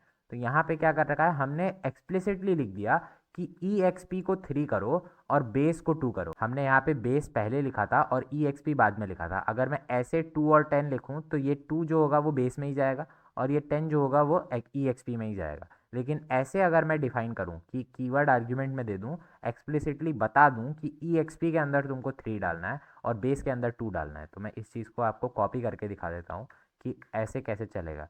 तो यहाँ पे हम इसे पेस्ट कर लेते हैं, सेव करते हैं और रन कर लेते हैं। तो देखिए 3 की पावर 2 नहीं हुआ, क्योंकि पहला हमने ये दिया था तो ये बेस में नहीं गया, जबकि बेस में क्या ही गया, 2, क्योंकि हमने यहाँ पे एक्सप्लिसिटली बता दिया कि बेस के अंदर 2 जाना चाहिए। तो 2 की पावर 3 हुआ और 8 प्रिंट हो गया। आई होप आपके ये समझ आ रहा होगा। तो इसके बाद हमारे पास एक बहुत खास चीज़ आती है, ओवरलोडेड फंक्शन। ओवरलोडेड फंक्शन क्या होते हैं मैं आपको समझाता हूँ। तो जैसे इस केस में तो हमें इंटीजर से ही काम करना है, पावर इंटीजर में ही डिफाइंड होगी, स्ट्रिंग में पावर डिफाइंड नहीं हो सकती है। लेकिन जैसे कि इस केस में है, हमने ऐड फंक्शन बनाया है, वो इंटीजर में भी काम कर सकता है। अगर मैंने x2 और y3 दिया तो वो 5 रिटर्न करना चाहिए, लेकिन वो स्ट्रिंग में भी तो काम कर सकता है, वो फ्लोट में भी काम कर सकता है। अब ये जो फंक्शन बना है ये फ्लोट नहीं लेगा। अगर मैं यहाँ पे 3.2 डालना चाहूँ और यहाँ पे 3.2 डालना चाहूँ या 2.2 डालना चाहूँ, अब मैं इसे सेव करके रन करूँगा तो दिक्कत आ जाएगी। क्यों? क्योंकि वो फंक्शन इंट के लिए बना है और फ्लोट के लिए नहीं बना है। अब अगर मुझे इसी चीज़ को फ्लोट के लिए बनाना है तो मैं इसे कॉपी करूँगा और जहाँ जहाँ इंट लिखा है वहाँ वहाँ फ्लोट लिख दूंगा, या फ्लोट 64 लिख दूंगा। तो यहाँ पे मैं लिख लेता हूँ फ्लोट 64, उसके बाद मैं यहाँ पे लिख देता हूँ और मैं यहाँ पे भी लिख देता हूँ। तो अगर आपको ऐसे मल्टी कर्सर चाहिए तो मैं आपको शॉर्टकट बता देता हूँ, ऑल्ट दबा के आप जहाँ जहाँ क्लिक करेंगे वो मल्टी कर्सर बन जाएगा। अब मैं यहाँ पे फ्लोट 64 लिख सकता हूँ और इसे सेव करूँगा। अब रन करूँगा तो देखिए ये चलेगा। क्यों? क्योंकि हमने सेम नाम से दो फंक्शन बनाए हैं। पाइथन में ये अलाउ नहीं होता है कि सेम नाम से दो फंक्शन बन जाए, लेकिन इस केस में हम इसे ओवरलोड करना कहते हैं कि सेम नाम से दो फंक्शन बनाए, क्योंकि वो इंटीजर में भी चल सकता है और वो फ्लोट में भी चल सकता है, और हमें पता नहीं है कि यूज़र क्या डेटा देगा। तो हमने दोनों तरीके से उनको बना लिया है, और अब यूज़र जो भी डेटा दे वो चल जाएगा, लेकिन अभी भी वो स्ट्रिंग में नहीं चलेगा, और स्ट्रिंग में पावर डिफाइंड भी नहीं होगा, तो यूज़र आई थिंक स्ट्रिंग में नहीं देगा। तो इसी चीज़ को ओवरलोडिंग कहते हैं। तो यहाँ पे क्या लिखा है, compiler error if unsupported type. तो वही चीज़ यहाँ पे इससे पहले हो रही थी कि कंपाइलर एरर आ जा रहा था कि हमने फ्लोट में बना दिया है जबकि अनसपोर्टेड टाइप है फ्लोट, और सिर्फ इंट में ही डिफाइन था। तो अगर हम एक ही फंक्शन को दो बार डिफाइन करें अलग अलग डेटा टाइप के लिए, उसे हम ओवरलोडिंग कहते हैं। तो इसी के साथ हमारा फंक्शंस ख़त्म हो गया है। अब हमारा लास्ट टॉपिक आ गया स्ट्रक्ट्स। तो स्ट्रक्ट क्या होते हैं देखते हैं। अगर आपने पाइथन पढ़ी है या सी प्लस प्लस पढ़ी है तो आप क्लास जानते होंगे। क्लास क्या होती है? ये ऑब्जेक्ट ओरिएंटेड प्रोग्रामिंग का पार्ट होता है कि आप एक बार किसी डेटा टाइप को डिफाइन कर सकते हैं। वैसे ही अगर आपने सी पढ़ी होगी तो सी में भी हम स्ट्रक्ट्स डिफाइन करते हैं, वैसे ही हम मोजो में स्ट्रक्ट्स डिफाइन करते हैं। देखते हैं स्ट्रक्ट्स क्या होते हैं। डिफाइन अ स्ट्रक्ट्स विद फील्ड, मतलब आप यहाँ पे एक स्ट्रक्ट डिफाइन कर सकते हैं। स्ट्रक्ट क्या होता है? एक यूज़र डिफाइंड डेटा टाइप होता है। बस मैं आपको आसान भाषा में समझा रहा हूँ कि ये एक यूज़र डिफाइंड डेटा टाइप होता है। अब आप उसके अंदर कुछ भी स्टोर कर सकते हैं। तो यहाँ पे सबसे पहले लिखा है ऐड अ कंस्ट्रक्टर मेथड यूजिंग इनिट। तो ये चीज़ हम पढ़ते नहीं है, मैं आपको सीधी सीधी भाषा में समझाता हूँ कि आखिर लिखा क्या है। हम इसे कॉपी कर लेते हैं और यहाँ पे पेस्ट करते हैं, सेव करते हैं और रन कर लेते हैं। ओके, अब यहाँ पे एक एरर आ रहा है। अब ये एरर क्यों आ रहा है? क्योंकि हमने यहाँ पे इसका इंडेंटेशन नहीं दे रखा है। अब सेव करते हैं और रन करते हैं तो देखिए अब यहाँ पे मेन फंक्शन नहीं है, तो ये चीज़ दिक्कत देगी। क्यों? क्योंकि मेन फंक्शन नहीं होगा तो मोजो कैसे ही चलेगी। तो हम यहाँ पे एक मेन फंक्शन बना लेते हैं एफ एन मेन से, और इसके अंदर हम कुछ नहीं डालते हैं, हम यहाँ पे डाल देते हैं पास। ओके, इसे सेव कर लेते हैं और रन कर लेते हैं। अब यहाँ पे अभी कुछ काम नहीं हो रहा है, मतलब सिर्फ एक स्ट्रक्ट क्रिएट हो रहा है और ये एफ एन मेन के अंदर कुछ भी नहीं है अभी। तो स्ट्रक्ट क्रिएट हो रहा होगा इसीलिए कुछ एरर नहीं आ रहा है। तो स्ट्रक्ट का मतलब क्या है यहाँ पे मैं आपको बताता हूँ। तो हम यहाँ पे एक स्ट्रक्ट बना रहे हैं। स्ट्रक्ट मतलब स्ट्रक्चर। एक स्ट्रक्चर बना रहे हैं जिसके अंदर क्या क्या है। तो जैसे कि आप एक घर बनाते हैं, घर भी एक स्ट्रक्चर होता है। घर में क्या क्या होता है? आपके पास कई सारे कमरे होते हैं, लॉबी होती है, किचन होता है, बाथरूम होता है। तो वो सारे किसी किसी तरीके से कनेक्टेड होते हैं, दरवाजे होते हैं बीच में। वैसे ही हमारे पास स्ट्रक्ट एक स्ट्रक्चर होता है, उसके अंदर कई सारे मेथड्स होते हैं और वो एक दूसरे से कनेक्टेड होते हैं। वो मेथड्स को हम यूज़ कर सकते हैं। तो स्ट्रक्ट में हमने क्या क्या डिफाइन किया है देखिए। सबसे पहले हमने एक वेरिएबल डिफाइन किया है फर्स्ट नाम का। हमने उसे वेर डिक्लेरेशन दी है कि वो आगे चेंज हो सकता है, म्यूटेट हो सकता है, और उसका डेटा टाइप क्या है? इंट। ऐसे हमने सेकंड एक वेरिएबल डिफाइन किया, उसका डेटा टाइप भी इंट है और वो भी चेंज हो सकता है। इसके बाद हमने एक फंक्शन बनाया है underscore underscore init underscore underscore. तो ये एक इनिशियलाइजेशन मेथड होता है, यहाँ पे लिखा होगा कंस्ट्रक्टर मेथड, इसे कंस्ट्रक्टर मेथड कहते हैं। तो ये कंस्ट्रक्ट करने के लिए होता है, बिना इसके ये स्ट्रक्चर कंस्ट्रक्ट ही नहीं होगा। अब जब हम इसे यूज़ करेंगे तो ये इसी तरीके से डिफाइन होगा। देखिए यहाँ पे मैं मान लीजिए इसे यूज़ करके दिखाता हूँ। मैंने लिख दिया var A B C is equal to my pair, और उसके बाद मैंने लिख दिया 1, 2 और इसे सेव कर लिया। अब रन किया तो देखिए कुछ भी एरर नहीं आया। ये तो बस एक वार्निंग आई है कि आपने वेर से डिक्लेयर किया और वो कभी यूज़ नहीं किया है, मतलब कोई एरर नहीं आया। तो यहाँ पे क्या है, ए बी सी नाम का एक वेरिएबल बन गया है जिसका डेटा टाइप क्या है? स्ट्रक्ट। और उसके अंदर क्या स्टोर्ड है? 1 और 2। ऐसे ही मैं दूसरे वेरिएबल्स बना सकता हूँ। मैं लेट से बी सी डी बना दूँ कोई नया वेरिएबल, उसे भी मैं माई पेयर बना सकता हूँ, और उसके अंदर मैं 2, 5 डाल सकता हूँ। इसे मैं सेव कर दूँ, अभी भी ये चीज़ चलेगी। मैं इसे भी लेट कर लेता हूँ ताकि आपको दिख जाए कि यहाँ पे कोई एरर नहीं आ रहा है। हम इसे चलाते हैं, देखिए कोई एरर नहीं आ रहा है, इसका मतलब ये दोनों क्रिएट हो जा रहे हैं। तो स्ट्रक्ट का फ़ायदा क्या होता है? आप एक बार स्ट्रक्ट को डिफाइन करेंगे और उसके बाद कितने ही उसके इंस्टेंसेस बना सकते हैं। जैसे मैंने यहाँ पे ए बी सी बनाया, बी सी डी बनाया, इस तरीके से आप कई सारे इंस्टेंसेस बना सकते हैं और उसके अंदर कई सारे मेथड्स बना सकते हैं। हम वो सारे मेथड्स आगे देखेंगे। तो सबसे पहला मेथड हमारे पास इनिट है, और वो इनिट क्या कर रहा है? सबसे पहली चीज़ सेल्फ ले रहा है। सेल्फ मतलब ये स्ट्रक्चर खुद। क्यों? क्योंकि जब वो डिफाइन होगा तो यहाँ पे उसे लिखना पड़ेगा ना कि ये माई पेयर का एक इनिट फंक्शन है। उसके बाद उसके अंदर फर्स्ट एक वेरिएबल दिया है तो 1 जो है वो फर्स्ट बन जाएगा। अब जैसे यहाँ पे मैं लिखना चाहूँ प्रिंट, उसके बाद लिखना चाहूँ ए बी सी डॉट और फर्स्ट, तो हम ए बी सी के फर्स्ट को कॉल कर लेंगे। इसे सेव करते हैं, रन करते हैं, तो देखिए ए बी सी का फर्स्ट क्या है? 1। ऐसे ही मैं ए बी सी का सेकंड प्रिंट कर सकता हूँ, print A B C dot second. और इसे सेव कर लेते हैं। सेम चीज़ हम यहाँ पे कॉपी कर लेते हैं और इसके नीचे पेस्ट करते हैं और यहाँ पे BCD कर लेते हैं, ठीक है इसको, ताकि आपको समझ आ जाए कि इसका आखिर यूज़ हो क्यों रहा है, स्ट्रक्ट बना क्यों रहे हैं हम। इसे सेव करते हैं, रन करते हैं, तो देखिए ABC का फर्स्ट और सेकंड प्रिंट हो गया, BCD का फर्स्ट और सेकंड प्रिंट हो गया। आई होप आपको समझ आ गया होगा कि हमने बस उसे एक बार डिक्लेयर किया और उसके बाद हम उसके कितने ही इंस्टेंसेस बना सकते हैं और उनके सारे के सारे वेरिएबल्स हम ऐसे करके एक्सट्रैक्ट कर सकते हैं। अब यहाँ पे देखते हैं आगे क्या है। तो यहाँ पे लिख रखा है ऐड मेथड्स टू स्ट्रक्ट्स। जब भी हम स्ट्रक्ट के अंदर फंक्शन कोई डिफाइन करते हैं ना, तो उसे हम मेथड्स कहते हैं। जैसे कि यहाँ पे हम कंस्ट्रक्टर मेथड कह रहे थे, जबकि वो FN नाम से डिफाइन हो रहा था, जबकि वो FN से डिफाइन हो रहा था, लेकिन हमने उसे फंक्शन नहीं कहा, हमने उसे मेथड कहा। तो जब भी स्ट्रक्ट के अंदर कोई फंक्शन डिक्लेयर होगा, हम उसे मेथड कहेंगे। यहाँ पे क्या लिखा है, use self to access struct fields in method. मतलब सेल्फ मतलब खुद को। तो अगर हम स्ट्रक्ट फील्ड्स में खुद को कॉल करना चाहेंगे तो हम सेल्फ लिखेंगे। उसके बाद क्या लिखा है, instance methods act on struct instances. तो जितने आप इंस्टेंसेस क्रिएट करते जाएंगे, आप उनके लिए अलग से भी मेथड्स क्रिएट कर सकते हैं और वो सिर्फ उन्हीं पे चलेंगे। इसके बाद यहाँ पे क्या लिखा है देखिए, जैसे ये एग्जाम्पल लिखा है, इसे हम कॉपी कर लेते हैं और यहाँ पे मैं आपको चला के दिखा देता हूँ। इस एग्जाम्पल को पेस्ट कर लेते हैं, अब इसे हटा लेते हैं और माई पेयर इसको रहने देते हैं, ठीक है। अब हम यहाँ पे क्या करते हैं, हम फंक्शन कॉल कर सकते हैं। देखिए इसके अंदर हमने एक फंक्शन बना रखा है या मेथड बना रखा है गेट सम नाम का।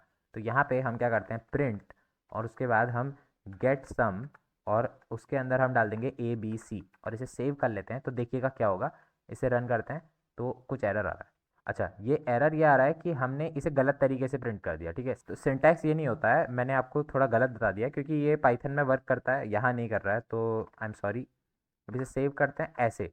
तो ABC का गेट सम फंक्शन हमें कॉल करना है। ABC जो है वो हमारा स्ट्रक्ट है, उसका गेट सम मेथड हमें कॉल करना है और उसके बाद हम ब्रैकेट लगा लेंगे, इसे सेव कर लेंगे।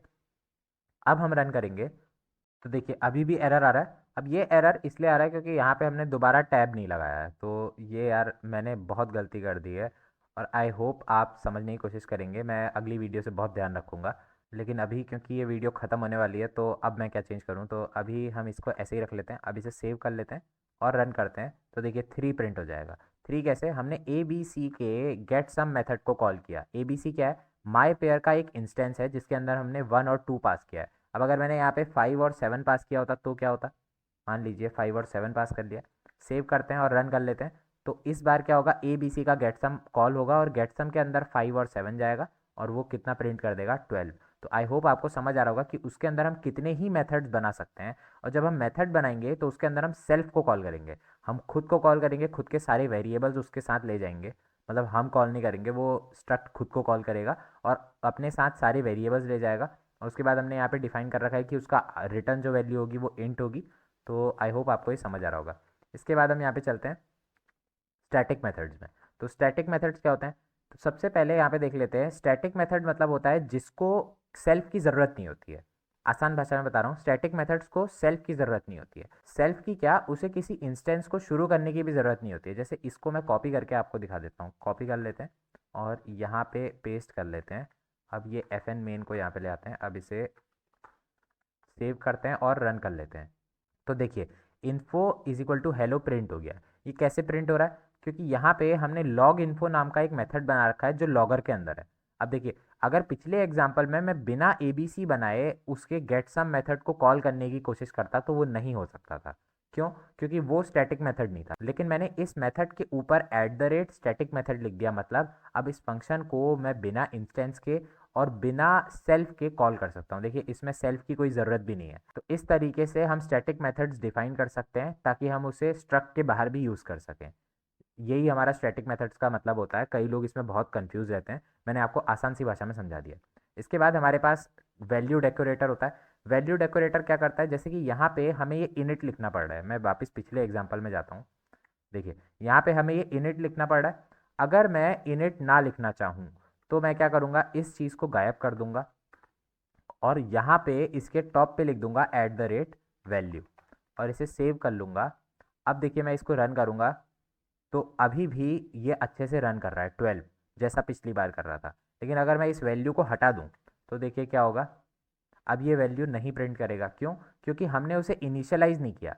तो ये @वैल्यू का काम क्या होता है कि ये यहाँ पे देखिए, यहाँ पे लिखा है because of at the rate value decorator these boiler plate functions are automatically created for above structs. मतलब ये जो इनिट फंक्शन है वो अपने आप बन जाएगा। कॉपी इनिट एक फंक्शन होता है। कॉपी इनिट फंक्शन का क्या काम होता है, जो भी एग्जिस्टिंग डेटा होता है उसे ये अपने अंदर ले आता है। ऐसे ही मूव इनिट वो किसी और में मूव करने के काम आता है। तो यहाँ पे देखिए इन आउट लिखा है। मैं आपको ये सारी चीज़ें समझाऊंगा कि इन आउट क्या लिखा है, ओन्ड क्या लिखा है। तो वो सारी चीज़ें आगे लिखी हैं आर्ग्यूमेंट कन्वेंशंस में, अगला ही टॉपिक है। तो अभी आप ये समझिए कि एट द रेट वैल्यू का काम यह है कि वो इन तीनों फंक्शंस को बना देगा। तो हमें सिर्फ इनिट मेथड की ज़रूरत थी, तो वो उसने अपने आप बना लिया और मुझे यहाँ पे एक्सप्लिसिटली लिखना नहीं पड़ा। मैं सिर्फ अपना काम सीधे सीधे बना सकता हूँ। ठीक है, ये आपके समझ आ गया होगा आई होप। तो अब हम चलते हैं आर्ग्यूमेंट कन्वेंशंस में। आर्ग्यूमेंट कन्वेंशंस क्या होते हैं, ये बहुत इंपॉर्टेंट टॉपिक है। तो जब भी हम फंक्शंस डिफाइन करते हैं, हम उनके अंदर कुछ ना कुछ पैरामीटर लेते हैं। तो उन पैरामीटर्स को हम आर्ग्यूमेंट भी कहते हैं। तो उन आर्ग्यूमेंट्स के लिए कुछ स्पेसिफाइड कन्वेंशंस होते हैं कि किस तरीके से हम उन्हें इनपुट ले सकते हैं। जैसे कि यहाँ पे पहला है इन आउट। इन आउट मतलब होता है कि जो वेरिएबल ये अपने इनपुट लेगा उस वेरिएबल को ये अंदर चेंज कर सकता है। जैसे कि यहाँ पे मैं इसे आपको कॉपी करके दिखा लेता हूँ। इसे कॉपी करते हैं, यहाँ पे पेस्ट करते हैं, सेव करते हैं और रन कर लेते हैं। तो देखिए होना क्या चाहिए था फ्रेंड, ए और बी को 5 और 6 हमने इनिशियलाइज किया है और उसके बाद हमने ऐड फंक्शन चलाया है। अब ऐड फंक्शन जो है वो ए और बी को ले रहा है और उसके बाद उसे ए प्लस बी रिटर्न करना चाहिए, लेकिन वो ए और बी को चेंज कर ले रहा है। अब वो चेंज क्यों कर पा रहा है, क्योंकि हमने उसे इन आउट में लिया है। तो इन आउट मतलब जो चेंजेस उस फंक्शन के अंदर होंगे वो चेंजेस बाहर भी दिख सकते हैं। यही चीज़ आप अगर किसी और लैंग्वेज में करना चाहेंगे तो आपको पॉइंटर्स की मदद से करनी पड़ेगी, लेकिन यहाँ डायरेक्टली हो सकता है। तो इन आउट के बाद जब हम दोनों और पढ़ लेंगे बोरोड और ओन, तब आपको समझ आएगा कि मैं कहना क्या चाह रहा हूँ। तो इसके बाद हमारे पास होता है बोरोड। बोरोड में क्या होता है कि जो चीज़ हम ले रहे हैं वो हम किसी से उधार मांग रहे हैं एक तरीके से, तो हम उसमें चेंजेस नहीं कर सकते हैं। इस केस में हम ए और बी को बोरोड ले रहे हैं। अब भले ही वो वेर हो, भले ही वो लेट हो, आप उसे चेंज नहीं कर सकते हो। जैसे कि मैं इसे कॉपी करके दिखा लेता हूँ, या कॉपी ना करके मैं सीधे यहाँ पे इन आउट को बोरोड कर लेता हूँ। तो हम इसे कट करते हैं और बोरोड कर लेते हैं। इसे इसे सेव करते हैं और रन करते हैं। तो देखिए अब ये क्या कह रहा है कि argument must be mutable in assignment. A और बी के लिए कह रहा है कि ये एक्सप्रेशन म्यूटेबल नहीं थे लेकिन आपने चेंज करने की कोशिश करी है। अब अगर मैं इन दोनों को चेंज करने की ना करूँ कोशिश और यहाँ ऐसे ही रन करूँ, तो देखिए बस वार्निंग आ रही है कि ए और बी जो है आपने वेर से डिक्लेयर करें और उनको आप कभी चेंज नहीं कर रहे हैं। तो वो तो वार्निंग आएगी। तो इसका मतलब ये है कि अगर आप बोरोड में इंसर्ट करेंगे किसी भी फंक्शन में आर्ग्यूमेंट को, तो वो उसे चेंज नहीं कर सकता है। कुछ हो, भले ही वेर हो भले ही लेट हो। लेकिन अगर इन आउट में करेंगे तो अगर वेर होगा तो वो चेंज कर सकता है और अगर लेट होगा तो वो चेंज नहीं कर सकता है। मैं आपको लेट करके दिखा देता हूँ यहाँ पे। जैसे इन आउट है तो हमने वेर की जगह इसे लेट कर दिया और सेव करा, अब रन करा। तो देखिए यहाँ पे दोबारा एरर आ रहा है कि जो एफ एन है ऐड फंक्शन, ये इसे चेंज करने की कोशिश कर रहा है, जबकि वो पहले जब इनिशियलाइज हुआ था वो लेट से इनिशियलाइज हुआ था, इसीलिए वो चेंज नहीं हो सकता है। तो तुम उसे म्यूटेट करने की क्यों कोशिश कर रहे हो।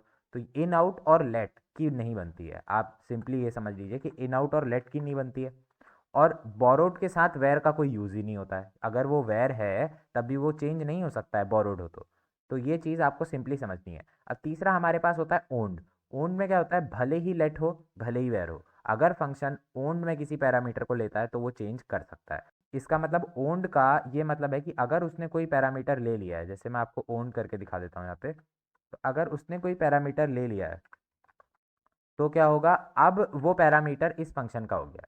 अब वो चाहे उसे जैसे चेंज करना चाहे वो उसे चेंज कर सकता है। जैसे कि यहाँ पे ये आउटपुट आ रहा है 5, और क्योंकि ये क्या बोल रहा है कि ए और बी को तुमने 5 5 डिक्लेयर करा था लेकिन तुमने उसे चेंज नहीं किया है, जबकि आपको दिख रहा होगा कि हमने उसे चेंज किया है। तो ओन्ड क्या कर रहा है, बस उसकी एक कॉपी अपने पास रख ले रहा है और अब उसको चेंज कर सकता है। अब वो जब चेंज कर देगा तो वो डायरेक्टली इनको चेंज नहीं कर रहा है। तो ओन्ड का मतलब भी शायद आपको समझ आ रहा होगा। अब अगर यहाँ ओन्ड में मैं लेट लगा दूँ तो क्या चेंज होना चाहिए, क्योंकि उसकी डेफिनेशन लेट है तो उसे चेंज नहीं होना चाहिए। लेकिन क्योंकि हम एफ एन में उसे ओन्ड से इनपुट ले रहे हैं तो वो चेंज हो जाएगा। क्या प्रिंट होगा, 5। मतलब अंदर जो है इसने उसे चेंज कर दिया है। तो आई होप आपको ओन्ड बोरोड और इन आउट में फ़र्क पता चल गया होगा कि अगर इन आउट है मतलब वो चेंज कर सकता है, अगर बाहर वेर है, अगर बाहर लेट है तो वो चेंज नहीं कर सकता है। इसके बाद बोरोड, बोरोड मतलब आपने उधार ले रखा है, आप चेंज कर ही नहीं सकते हो कुछ भी हो जाए।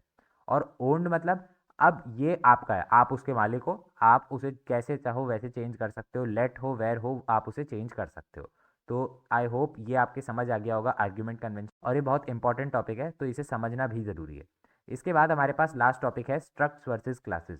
तो मोजो में हमने स्ट्रक्ट्स पढ़े, जबकि और लैंग्वेजेस में हमारे पास क्लासेस होती है। तो हमें एक अंतर पता होना चाहिए कि स्ट्रक्ट्स और क्लासेस में अंतर क्या होता है। हमने डेफ और एफएन में डिफरेंस देखा, और जितनी चीज़ें हमने अभी तक देखी हमने बाकी लैंग्वेजेस से कॉन्ट्रास्ट करी हैं कि बाकी लैंग्वेजेस में कैसा होता है, इसमें कैसा होता है, ये वो।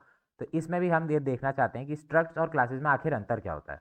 तो यहाँ पे लिखा है, पहली चीज़ स्ट्रक्ट्स आर स्टैटिक, मतलब, और उसके आगे उसका डिस्क्रिप्शन दे रखा है कि बाउंड एट कंपाइल टाइम। अब हमारे पास तीन तरह के बाउंडेशन होते हैं। जैसे अगर आपने ऑपरेटिंग सिस्टम के बारे में पढ़ा हो तो हमारे पास तीन तरह के बाउंडेशन होते हैं, या उसे लिंकिंग भी कहते हैं, कि एक तो लोडिंग टाइम पे, एक कंपाइल टाइम पे और एक एग्जीक्यूशन टाइम पे।